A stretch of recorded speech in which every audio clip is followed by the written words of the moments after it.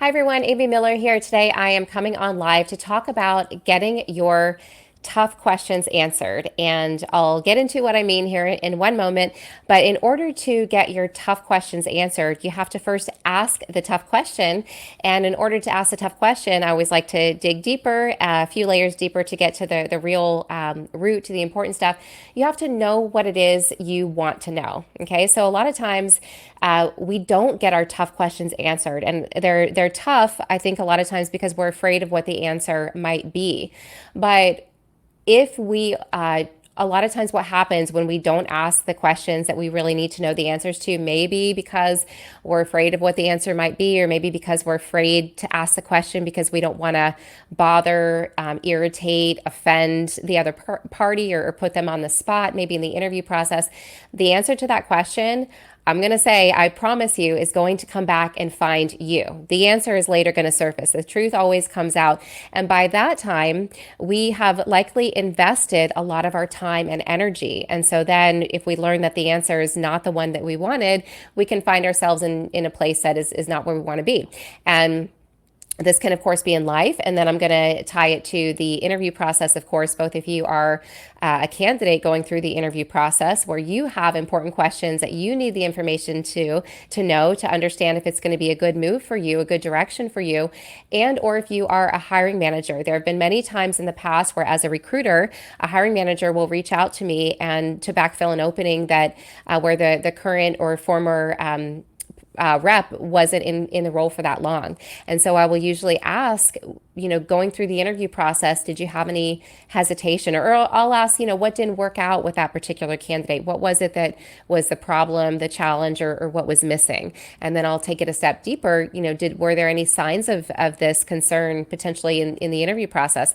And the answer is almost always yes. And maybe when it's not a yes, well, there are other circumstances that could be in place. But I also want to bring up real quick, I think this is so cool. I'm going to be doing a few videos on topic ideas as they come up for me from this book. It's a really good book, The Gift of Fear by Gavin de Becker. And one of the things that I like about it so much is he's talking about heeding your instincts. And this is something, if you watch my content, that I am often talking about. Heed your intuition, listen to your instincts. I talk about let your intuition lead and let your logic follow to get pointed in the right direction in your career.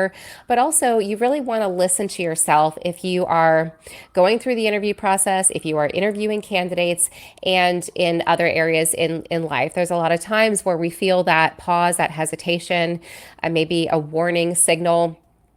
And I call it a sticking point, like a gray area. Someone recently told me, everything's black and white with you, Amy. You're very black and white. And I am. And, there's no right or wrong. It's just a personality trait. I personally don't do well with gray areas because I'm very curious by nature. I want to really understand and figure things out in my head. I want to have a clear understanding of what the other person is saying. If it is a role or job or something like that, I want to be able to, either that I'm recruiting for or in my past interviewing for myself, I need to be able to have a clear picture and really envision so that I can understand, am I going to be happy here? Am I going to like this? Even if with social events, if someone invites me to something, I need all the details. That's just me. I want to have that clear picture in my head, and I want to have enough information to know if I'm going to like it, if I'm going to have a good time, if it's going to be a good thing for me to do. And this is important for you if you're interviewing. You want to understand the day in the life of the role, certain things that you need to know if you're going to be happy or not.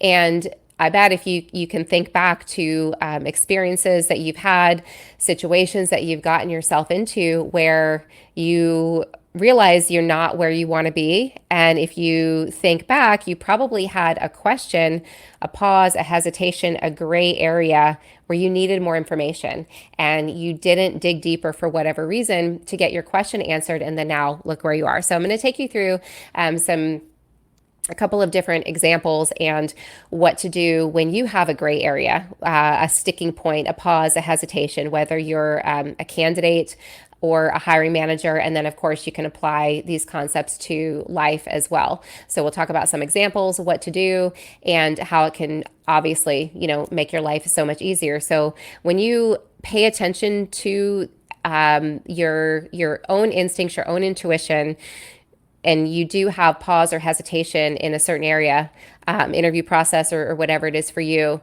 if you don't take time to dig deeper and ask those tougher questions, you could easily go in a direction investing more time in an area that's not, right for you. And then you're going to wind up more likely to feel frustrated and or unhappy because you invested time and energy in a place that is not the right fit for you. Okay. And also, real quick, before I jump into some specific examples, and we'll do some lighter examples and some heavier examples, keep in mind that just something to think about when you're not, if you're not listening to yourself, you're not trusting yourself. And we've all been guilty of this at some point in our lives. And then the challenge with that is if you can't trust yourself, who can you trust? Nobody, basically. And this can lead to anxiety in more serious situations. And I can speak to that myself because I used to have a history of anxiety and I learned how to overcome the anxiety. So I know how that can feel and how anxiety can affect us on a lighter level and even into deeper levels.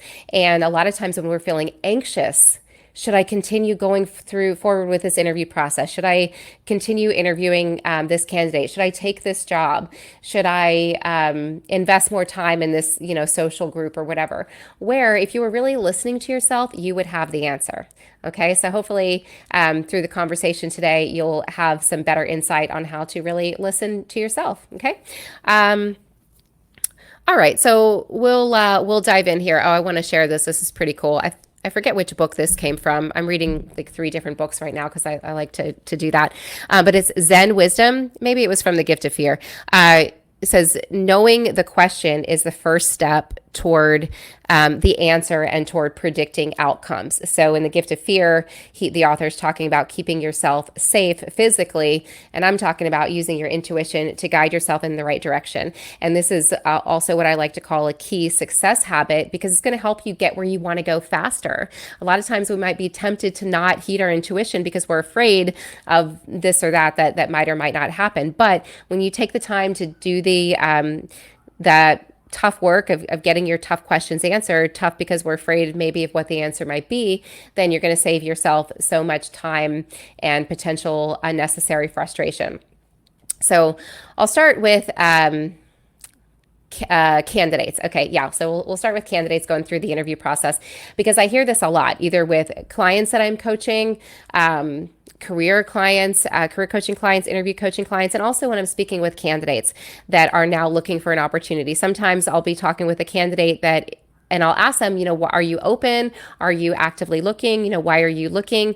And they'll share that, they're once they stepped into the role, more information, the role changed, some dynamic of the role changed.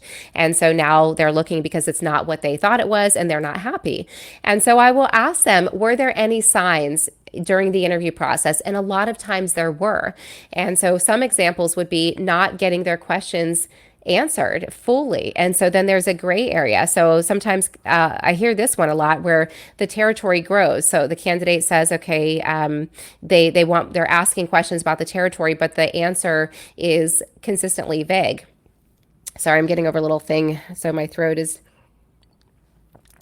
still not 100%. Excuse me. And so and then they'll step into the role. But if they were paying attention during the interview process, they noticed that they had pause. They noticed that they had hesitation, but they maybe were continuing to ask the question. But at a certain point, they gave up and they didn't get their tough question answered. Why? Because they probably didn't want to make the hiring manager uncomfortable or whoever the interviewer was uncomfortable, because otherwise they wouldn't keep moving forward without getting their question answered. And now they've changed jobs and they've been in a role for a year or less, or maybe a year and a half, and then they're again looking. And so this is really not an ideal situation. And so what can you do if you're a candidate going through the interview process and you have a question and you keep asking the question and it's not getting answered? Definitely write down your question, make a note. And sometimes we don't ask our question because we don't have it fully formulated in our heads.